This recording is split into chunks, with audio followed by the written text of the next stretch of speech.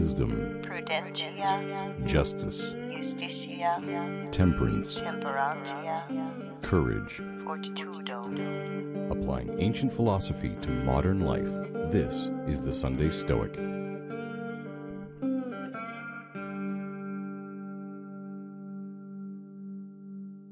Welcome to the Sunday Stoic podcast. This is Steve coming to you from Conway, Arkansas, in the midst of the pandemic. And my guest this week is a return guest, Piotr Stankiewicz. Piotr, welcome to the podcast. Welcome. Thank you for having me. Good to see you and to hear you. Yeah, and last time you were on, we talked about your book, Yes. The Manual of Reformed Stoicism. And I thought this week we would touch on another one of your works, Does Happiness Write Blank Pages? And if you're watching on YouTube, Peter's holding the book right now.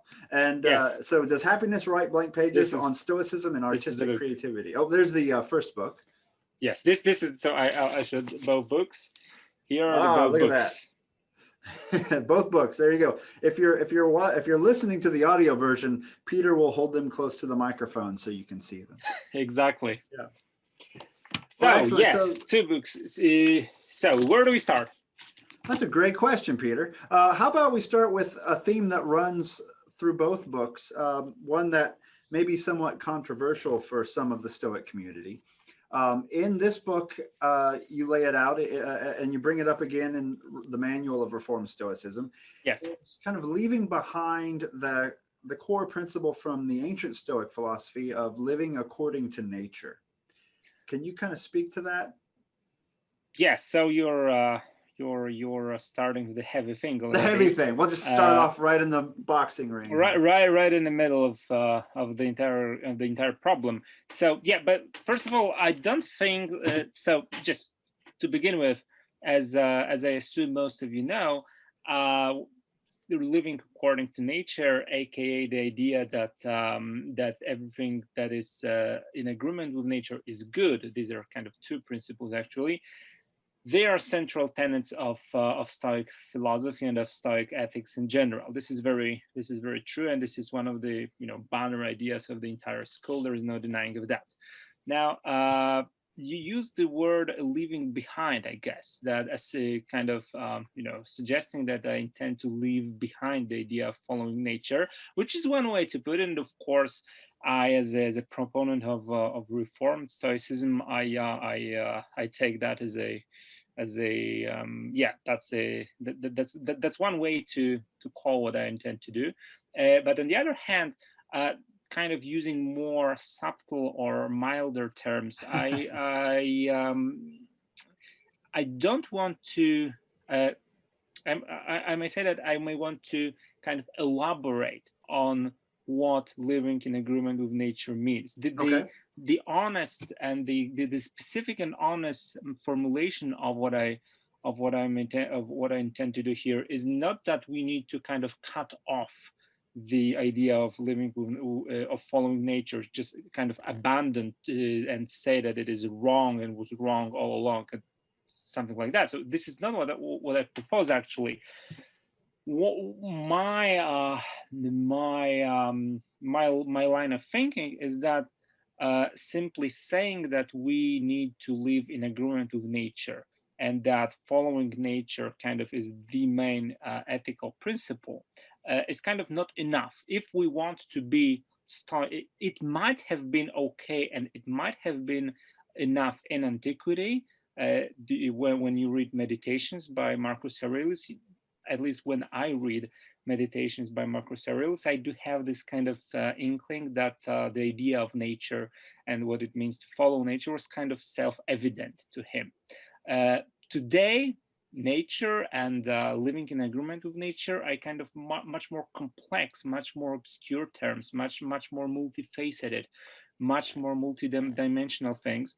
And if we want to live, that's my assumption here. That's what I propose. If we want to live stoically today in the 21st century, in the framework of the modern science and what we know about the world today, we need to be more specific. We shouldn't stop on this kind of general level of stating we need to follow nature, but we need to dig in and we need to concentrate. We need to focus on those detailed principles. For instance, living in agreement, and that's Lawrence Becker's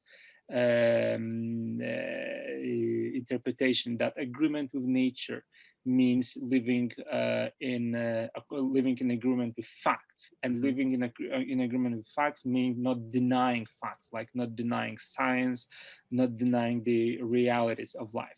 The concept of using reason in the proper way, meaning in particular the idea of focusing on the things that are in our power and not focusing on the things that are not in our power, and so on and so on and so on. So this is this kind of basic number one tenet, that we need to be focused on details and not on the general principle of following nature. The idea is not to, in a way, it is not to get rid of nature as it is to explain what it means. If we stop on saying that you need to follow nature and only that, then we get in kind of an empty, or we get an empty phrase, or a phrase that is open to so many interpretations that we don't even know what you're talking about. So that's the one thing. But today in the 21st century, we know so much about how human mind works and about how world works, that we need to, if we want to say something specific as Stoics, we need to say something more specific. Well, to the ancients, nature was kind of providential, and it was infused with God, as it were, however you want to use the language. You're the philosopher. I'm just the biologist here. But there was a divine providence behind it, and infused with it. And so perhaps living according to nature had almost religious connotations to it. Yes, exactly. And this is if I may, this is a perfect moment to, this is a perfect phrase here, because if we interpret nature in today's terms, from today's perspective, from today's point of view, and when we read Marcus Aurelius and other ancient Stoics, we get this kind of overly religious content, in the sense that today the religious and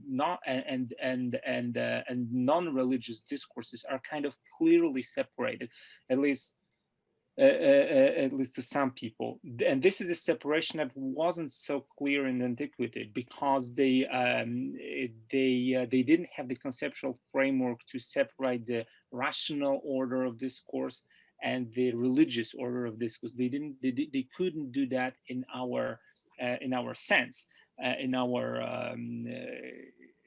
on our standard. So what and this is one of the problems here, that for them nature was kind of both. It was both a religiously interpreted entity and a rational thing in our rational in the rationality that we understand today.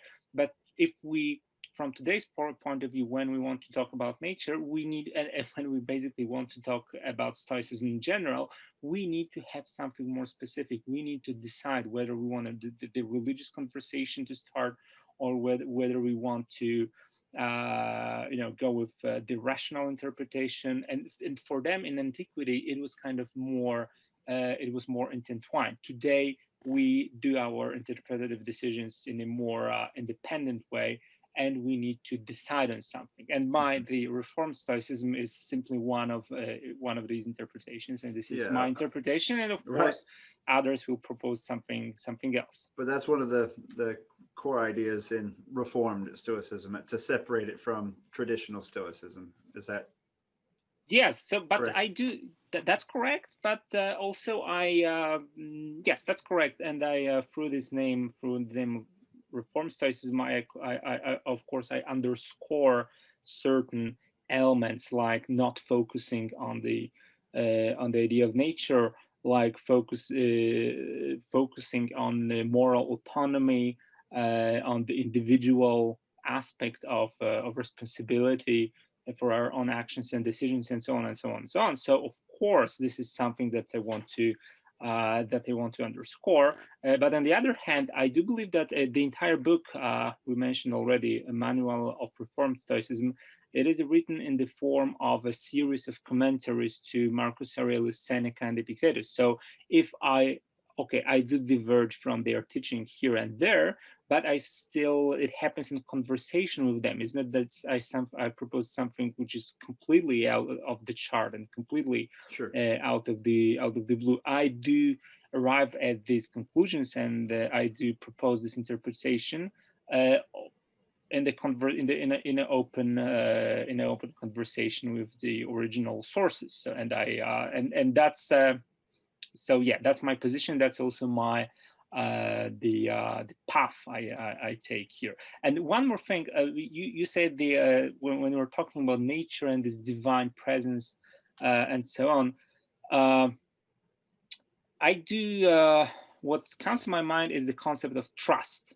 In the ancient in the original Stoicism, as I understand it, there was this idea of trust, that you need to find what nature is, what nature has up its sleeve for you, what's the plan for you, and what is the plan for the entire world. Much like finding your role, like Epictetus And you talks need about to your find roles. your role exactly, and kind of trust that that you will find your peace in that role, and fulfilling that role would be your personal and also your kind of spiritual destiny.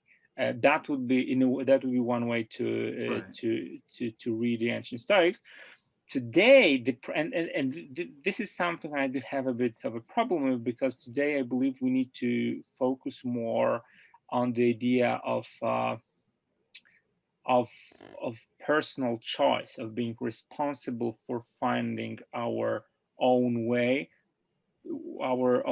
which is true to our personal values, beliefs, goals, and so on and so on and so on. So we need to, and of course it happens in the Stoic on the Stoic platform.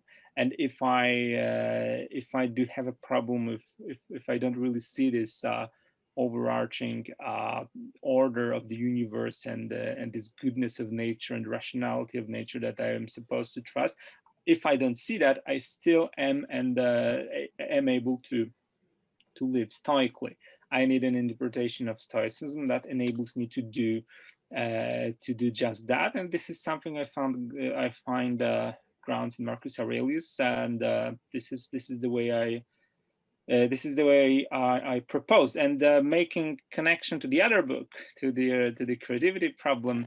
For instance, if I want to live a life of a creative artist, then I should be able to. I at least need a possibility to try to do that on the Stoic terms, and that's one of the points of Reformed Stoicism. You started out with this kind of negative identity, negative aspect that I turn away my attention from living in agreement with nature, and that's true. On the other hand, there are kind of positive points, like I underscore that there is much more leeway in our Stoic ways, in the jobs and the ways of life in general that we may want to do. We have quite a big latitude, and we have quite a big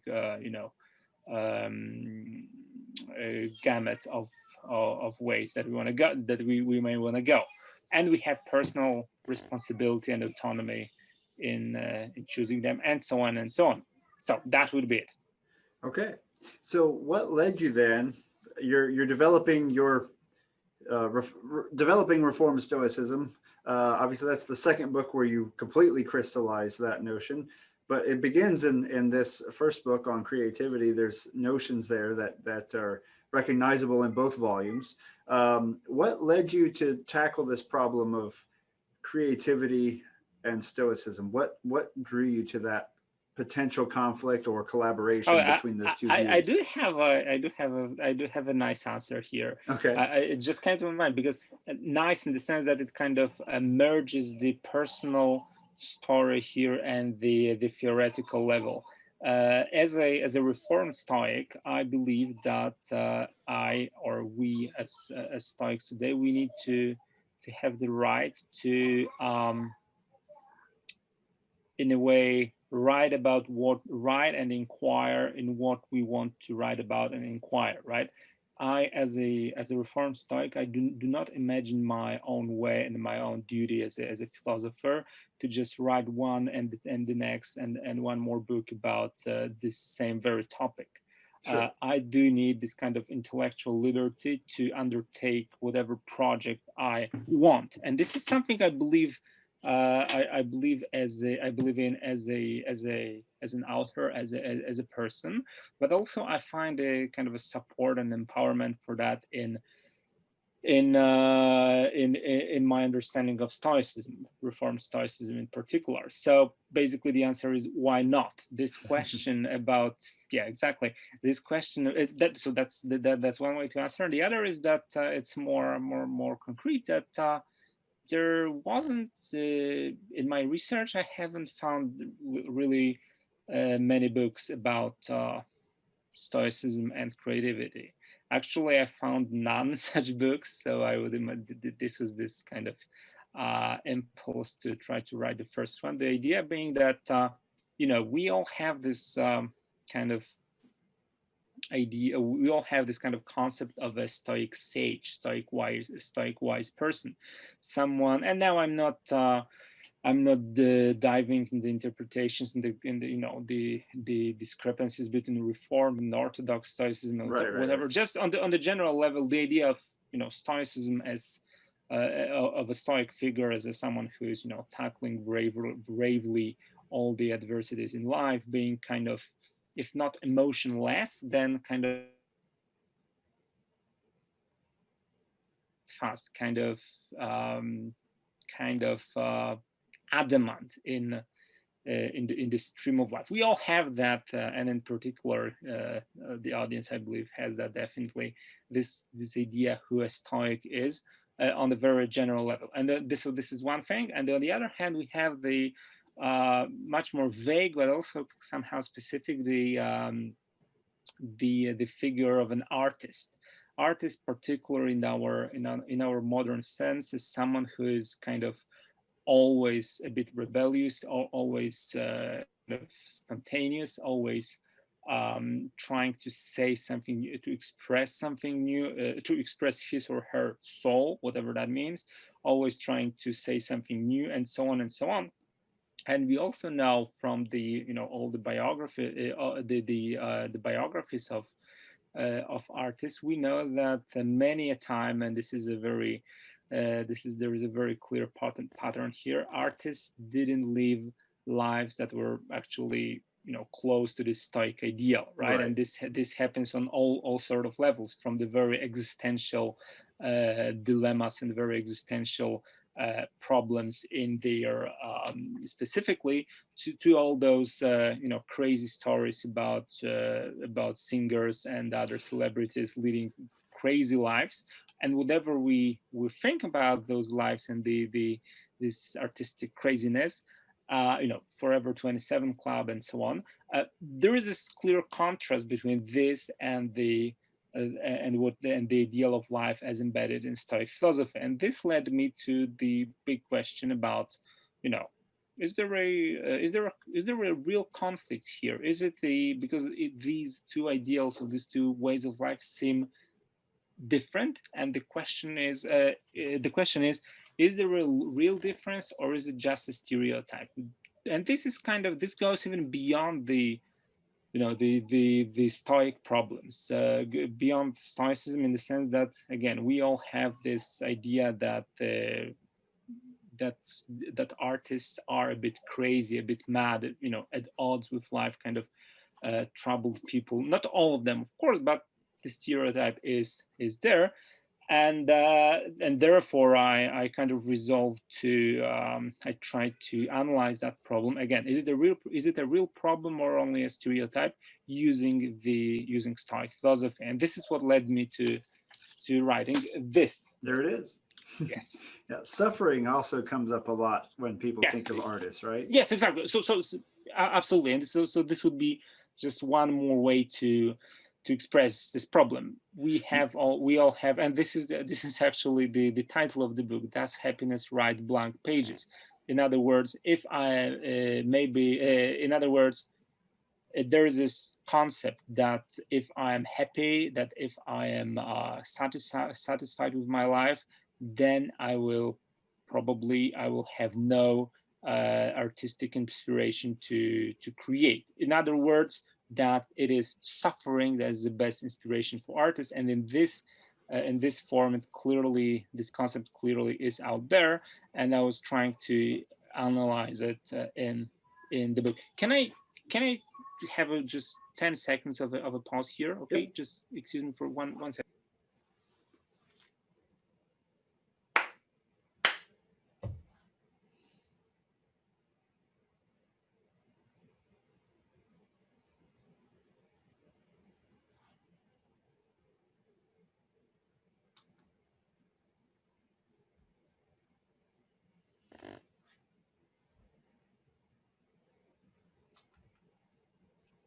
Okay, sorry for that. To just work from home and with all its beauty. So yes, and this will, yeah, half of the world knows that, and hopefully Stoicism comes gives a helping hand here, but it's never easy.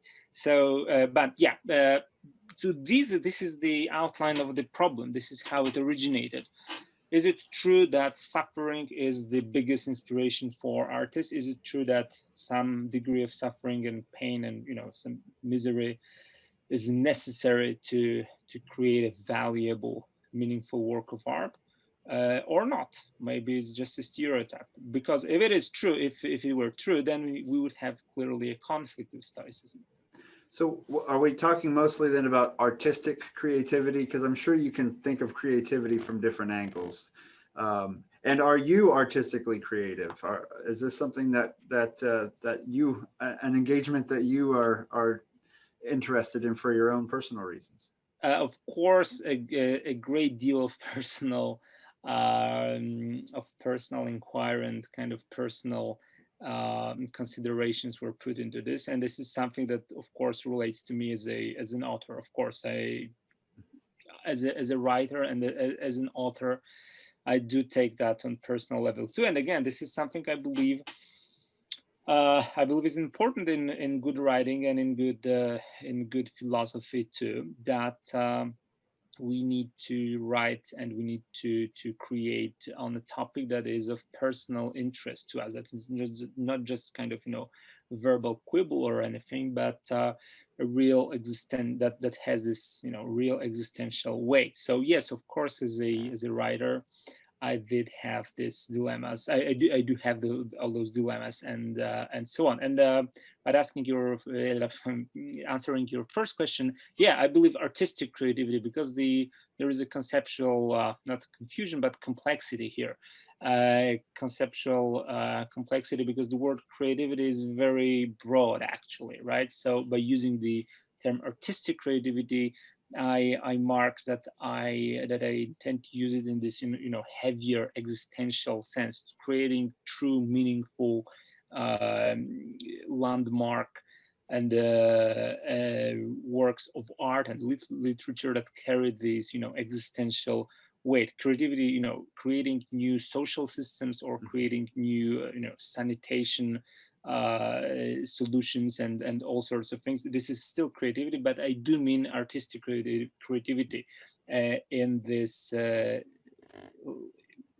So it is not just intellectual creativity.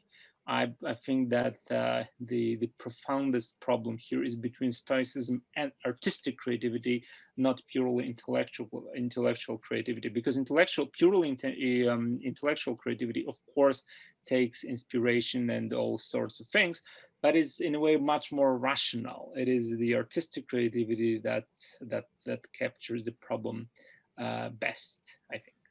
So yes, this is artistic creativity. Yeah, excellent. So you've talked about already, I guess, some of our views of what the romantic artist is like. Someone who suffers or has a passion, or they want to reinvent reinvent things, come at things from a new perspective. If you want to expand on that, you're free to. But I was just curious then about some of your major findings. Then, so where are the major conflicts, and where are there not conflicts between artistic creativity as we think of it at the moment, and the philosophy of Stoicism? Of course. So to go one by one, Sure. the how I understand, I do believe that this is something that in a way we all have. It is a bit vague but also specific understanding of what it means to be the creative artist in our sense, someone who produces works of, or at least tries to produce works of art in this or that genre. It may be literature, it may be cinema, it may be you name it, but it is someone who kind of believes in that expression is important, expression of one's personal, one's deep, intimate, personal truth. The belief that these truths are plural, that there is no one universal truth for all, but in a way that every artist has a bit of the truth for their own, and they are kind of obliged to express that. And the idea of conflict or suffering, that it always turns out that expressing those truths will be somehow painful, difficult, and may lead to a conflict with the world. And so yeah, this is something how I imagine the how I outlined the concept of the creative person, the creative artist, and also these truths, the content of this artistic expression may be self-contradictory, and that's not actually a big issue for an artist. He or she is okay with the fact that the work of art may be contradictory in itself. This is something that we wouldn't like to have in an intellectual creativity purely. Right. Like a business enterprise need to be somehow coherent, right? Right. And while artistic product, artistic creativity kind of even cries for some level of incoherence, a certain level of self-contradictory, and so on. So this is how what we think about when we speak of artists in our sense. And now the potential conflicts with Stoicism. Starting maybe not with conflict, but with the possible possible nice points here. Collaboration, let's say. Collaboration, but kind of where do they mesh? Because one of the first things that come to mind here is that if I am a creative person, then I produce some work of art or a book or something, and then people may either like it or not like it. It may be criticized. It may not sell well. All sort of problems come to mind here, and all creative people know that from their own experience. And then this is definitely a good point here. Stoicism comes very handy in kind of learning how to deal with criticism, how to not get overly mad over the fact that people don't entirely understand what you're trying to say, and so on and so on. This is something that the Stoicism is greatly empowering here. And that's one that Epictetus attacks directly. I mean, he brings that up almost directly, saying a lyre player should focus on on their craft and not the response, exactly. Right? And this is also a kind of example. These sorts of examples I analyze in detail in the book on Reformed Stoicism. Obviously, that I need to, as a creative person, I need to focus on my own creative acts and on my own effort, and on my own trying to produce the best thing I can produce. And what other people say on that, it is fundamentally not in my power to control. So therefore I need to not focus on that, and so on. We all know that part.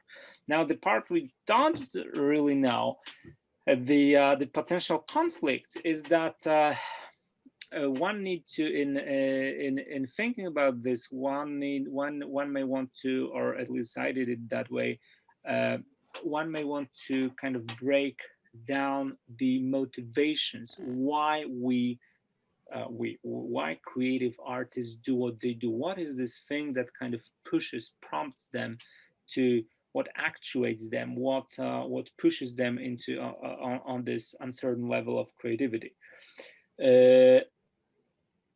And there are certain motives or certain ways that I analyze in the book. And just to begin with the most obvious example is the problem of fame, the acknowledgement. Some people definitely want to become creative artists in order to be acknowledged, in order to be famous, in order to to get their name out there.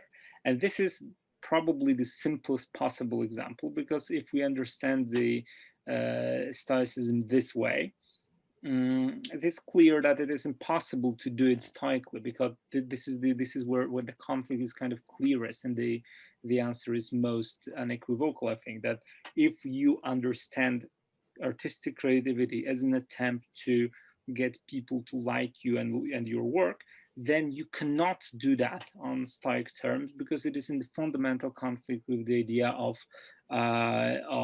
not chasing acclaim. As a Stoic, you simply cannot do such thing. So that's the clearest conflict here. But of course, artists do have much deeper motivations in that, and I go into that in more detail. But you may want to have some questions here, so because it's only me talking for the time being, so feel free to ask whatever you want here. Nobody needs to hear what I have. No, that's not true. Well, what about making money? Yeah. Oh, exactly. This is one more perfect example, and much more complicated, because it leads, I believe, to a much more complex insight into what Stoic ethics is and what it is not. Okay. Because and this is something which I call, this links to something that I call the ascetic misinterpretation of Stoicism. That is the idea that as a Stoic needs to live a very, very simple and frugal life, abstaining from drugs, money, sex, food, and all pleasures in life. I mean, not starving oneself to death, but using only the most simple foods and so on. This kind of very monk-like way of life, which people, there is a stereotype that as a Stoic you need to do such things, and you need to live that overly frugal and simplistic way of life. An extreme minimalism, right? Yeah. Extreme minimalism, yes, extreme asceticism. And I don't think it is the case. It is the case that that the idea of temperance, of controlling one's impulses and controlling one's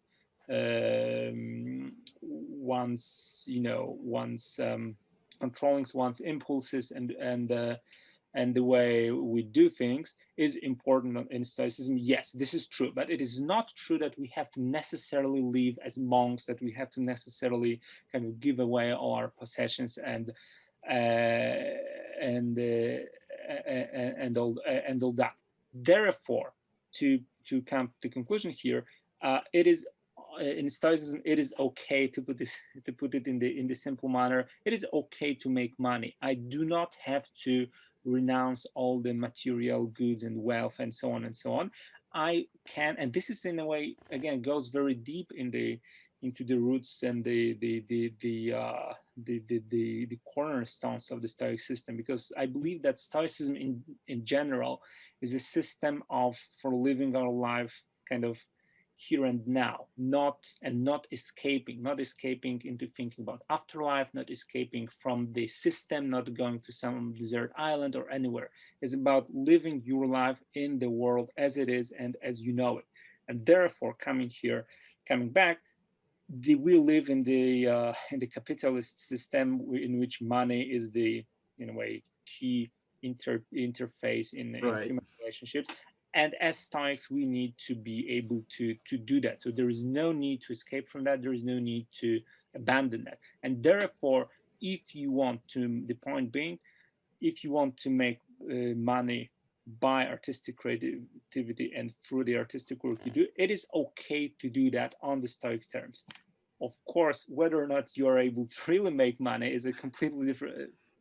For artistic creativity is a That's not completely up to different you, right? question. That's not up to you. That's not up to you. That's a perfect point here. But also is a completely different conversation. But on the next level, then, or the next question is whether or not the artistic creativity in its most genuine form and more meaningful form, is it really motivated by the desire to earn money? And again, looking back into the history of art and literature, we kind of get the clear conclusion here that it is not, that they are more, that they are deeper, more existential, more psychological motivations than just the idea of making money. If it wasn't the case, you wouldn't have all those starving artists that are Right. generally, that are basically not making any money for their work, but still something pushes them to continue. And there may be many more motivations. For example, the what I call the problem of expression, what I call in the book the expression theme, the idea that we as an artist, your obligation and your duty is to express certain certain personal stories, certain personal truths, something that is deep inside you that other people don't have an access to. And therefore, as an artist, is your utmost obligation to express that and to kind of to express that. And the question of whether or not this can be done on Stoic grounds is yet more complex and yet more ambiguous. What about those of us who teach? I think you mentioned education as a reason for art. Um, Education, education in a broad sense, in in a a way, broad right? sense, sure. That through art you can pass the word, basically. For literature, you can literally pass the word. There is this, I believe in the book, if I recall well, I referred to the work by On the Nature of Things, the work by Lucretius, the Roman poet, on the nature of things, which was the 2,000 years ago. It was a very famous book written in verse, and being praised by one of the pinnacles of Latin prose up to the present day. So very fine work of art. But on the other hand, it is also a clear expression, a clear lecture on how things are, on the nature of things. There is a clear educational motive here, and so about the physics of the basically the Epicurean, so the rival, Sure. the rivals here, so the Epicurean system of understanding the world. Today, basically in the 21st century, we do not get the manifestos of quantum physics in poetic forms. It's too bad. Kind of, it went apart a bit, but of course, art can convey messages about how things work and about how, particularly how social how social world works, and certain understandings and insights into how world works, how human mind works, and how human life in general works. There are clearly present in art and in creativity. And this is so, for example, referring to my humble person, basically that would be one of the important motives for me. I mean, at least in my books on Stoicism, one of the key points here is that I want to express what so the motive of expression. I want to express my understanding of Stoicism, and I want to somehow teach people. I want to get the word out there. And yes, here it is much more agreeable with Stoicism than was in the problem of fame or elsewhere. And again, this links deeply to the core of Stoicism, in which again, following nature, following facts, knowing what the facts are, and the resting our decisions and ethical and practical considerations on the facts of life and facts of knowledge. This is the Stoic way. This is the Stoic understanding of the ethical process. And again, if artistic creativity can teach us how things work, and we can use that knowledge in our ethical and practical decisions, this can be perfectly Stoic. So a Stoic could produce a work of art to educate people about some factor in society. Yes. But they wouldn't publish it with the goal of changing that society or causing a revolution or something, right? Because that would be something they can't control. So I could see the same work of art having two purposes. Yes, to change. Yeah, and I believe that if you go out there and ask artists about whether or not they just want to kind of express or educate, or maybe if they want something more, I mean, change the world, probably the change of the world faction would be kind of more populous, I guess. I would imagine it's kind of more ambitious, but because it is more ambitious, it also yields more problems. And I will tell you this: of course, one of the standard interpretations of Stoicism is that you need to focus on changing your own life, changing your own mind above all, and only then changing, and not on changing the world that is outside of your life and outside of your mind. So, and this is one of the clear interpretations here. What I found in this particular case is that the situation is kind of more complex, in the sense that and kind of ambiguous, but because of course going straight ahead and trying to incite a revolution or changing the world and putting that as your ultimate motive is kind of rings unstoic. That's true. But on the other hand, just as I said before, I'm trying to kind of, offer some coherence, and that, the remarks here and there kind of do produce, at least in my, hopefully some kind of coherent picture. So speaking to what I mentioned earlier, the Stoicism today is much more, I don't want to say liberal, but much more, allows for much more individuality and much more individual choice than it used to in antiquity. Therefore, if you want to take on this role of, and you mentioned about the idea of finding your role in life, and then finding, to use Marcus Aurelius, find your techne, find your art, find your role in life, and find peace in that.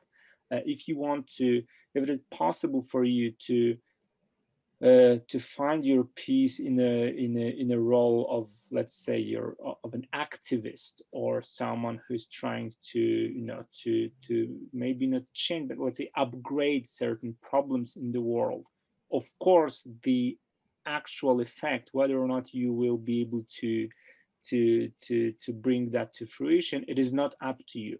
But the very idea of taking on that role is more agreeable to Stoicism than we would prefer to think. If we consider it as a role that some of us have, this kind of vita contemplativa, the contemplative life, and vita activa, more active life, and so in a way, what I said before about economic life and business and earning money and so on, there is no problem on my reading. There is no problem with a Stoic being a businessman and someone trying to find success financially.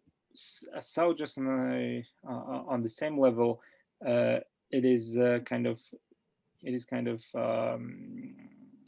it works for me that a Stoic may want to try to be, you know, as I said, to be an activist, someone who does certain work not for money but for the sake of changing the world.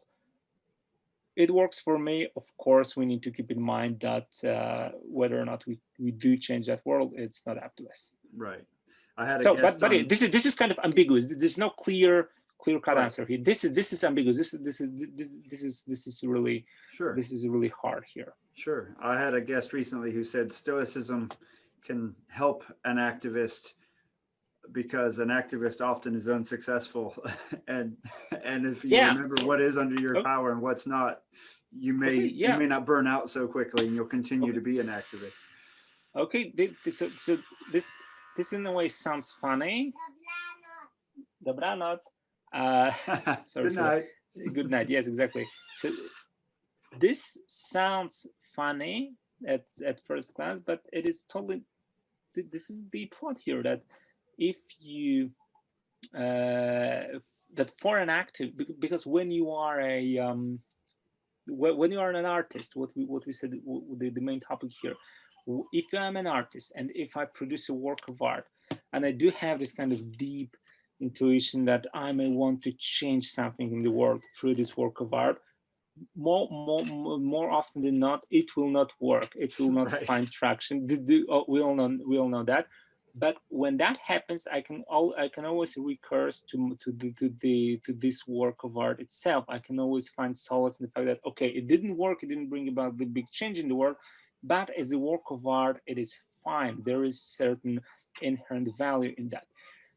When you think about the activist, he or she doesn't have this work of art. He or she has only, you know, their action. And if this action is unsuccessful, there is no solace in the sense that an artist can find.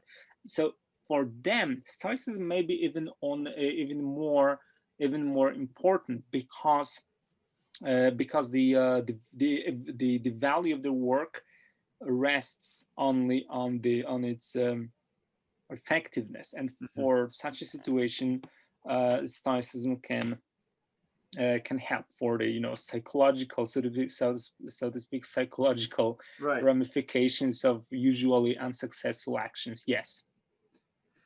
So we know that being a romantic artist is not in the cards for a Stoic. It's not something we can't take on all the aspects of the romantic artist and pursue Stoicism simultaneously, perhaps. And I believe you talk about the question, is the humanity of a Stoic limited then? So what are your views on that? So can you be one or the other?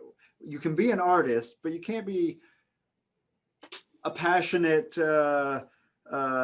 romantic artist and a Stoic all at the same time. Is that right? You cannot be this kind of, just as you said, you cannot be. There is some overlap here. Yeah. Certain there's and it is quite a major overlap. The number of ways of understanding of creativity fly surprisingly well with Stoicism. The overlap is there, but you to use your words, you cannot, if you have this 100% romantic artist, always driven by passion, expression, intuition, irrationality. Artist needs to be irrational. 100% this kind of fully fledged romantic artist, and on the other hand, fully fledged Stoic, perfectly happy with him or herself, living this satisfying, harmonious life, and so on and so on. You can't have both of them together. That would be you can't be 100% an artist and 100% a Stoic at the same time. Maybe the kind of deeper answer is that you need to kind of navigate. You need to, in real life situations, for example, speaking of myself, I'm not one that has 100% Stoic, and I'm not a 100% creative person. I'm just kind of trying to, you know, the practice of life is that I'm trying to, you know, use various strains from here and there, hopefully not going completely insane in that process. And this is, so there is no clear-cut conclusion here, but this general line of thinking. It's something that comes out of my from my book, and I believe it helped me as a person in my own creative endeavors and in my own thinking about Stoicism. And one more thought here, maybe the most genuine and kind of sincere answer here is that yes, human life, human, to use a big word, human spirit can be expressed through on various ways. There is Stoicism, there is creativity, there is, some will say, religion, there is science, and so on and so on and so on. So, and we have agreed that there is some interlap between Stoicism and creativity, but on some level you have to choose whether you go on this pinnacle or that pinnacle. And this kind of refers to all those pinnacles. You can't be any single person cannot express and kind of cover all the possible manifestations of the human spirit in one life at the same time. It's just impossible, because human experience is in a way too diverse, too multidimensional, and simply too rich. And actually, so this would be in a way optimistic, that there is more to being a human that a single mind or a single life can cover and express. And therefore we need both ways. We need all those ways, and we need both crazy artists who die, binge drinking and expressing themselves and dying at 27. And we also need those Stoic sages that cover a different part of the human truth. So It's too late for us to die at 27, so I guess we will exactly, not be. yeah, exactly. But this is, yeah, exactly. Some people kind of find their manifestation and their expression dying at 27, and some do different things, and they grasp something very important too. And so the optimistic, the positive message here would be that we need them all. We need both artists, and Stoics and other folks too. So the cosmopolis can have a lot of diversity in it, but as individuals, we may have to choose our narrow our focus a little more than the entire buffet has to offer. Okay. So, and I thought the line I just said before was a perfect conclusion for the entire interview here. But fine. What you said now is one more layer. No. It's one more layer, and also a very perfect conclusion here, because yes. And again, and it speaks to the difference between Orthodox ancient Stoics and Reformed Stoics today, because if I understand the ancients well, they wanted a war. If they thought about a cosmopolis, they wanted a cosmopolis full of Stoics only. Mm-hmm. In the line of thinking was that a cosmopolis is a place or area, this perfect city, in which every person is a Stoic sage. Every person lives according to the Stoic doctrine, and that is the perfect world. Today, not so much. I think that the perfect world would be much more diverse, and this is one of the very deep tenets of Reformed Stoicism, that I accept that Stoicism is not for all. It's not for all because some people will pursue other ways and other walks of life. For example, artistic creativity. And again, we need them all. A cosmopolis in which some are Stoics, some are artists, some are lawyers, and so on, and ordinary citizens, is in a way more diverse, and more, not just diverse, is a richer and more genuine and more comprehensive manifestation of what human spirit can do. And this is, I believe, the upper hand of Reformed Stoicism, that we accept that we need more forms of life and more manifestations of mentioned human spirit. Well, Peter, thank you for joining the show. I highly before we go, is there anything else you want to announce to the listeners? Anything that's coming up, or anything you want them to look for? These are the books, just for the record. I recommend both of them highly. Thank you. Depending on on when is the episode going to air, because we have the Stoicon on mid-October. I believe it's It's around the 18th or so.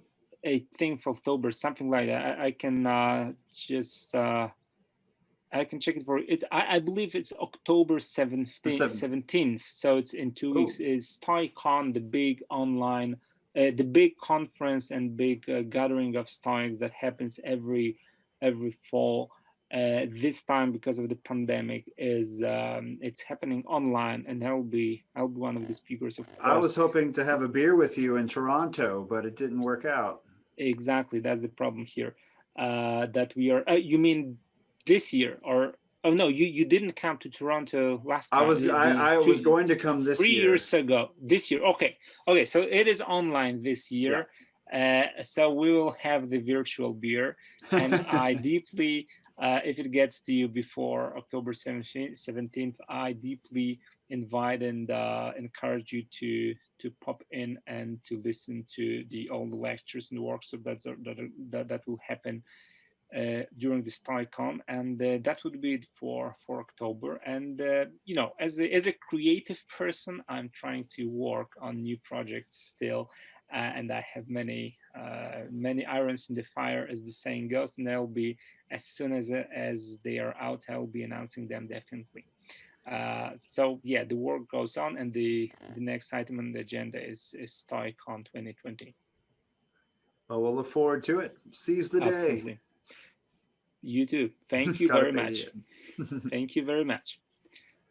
All right. So we have, what do we have? We have almost an hour. I think we're good.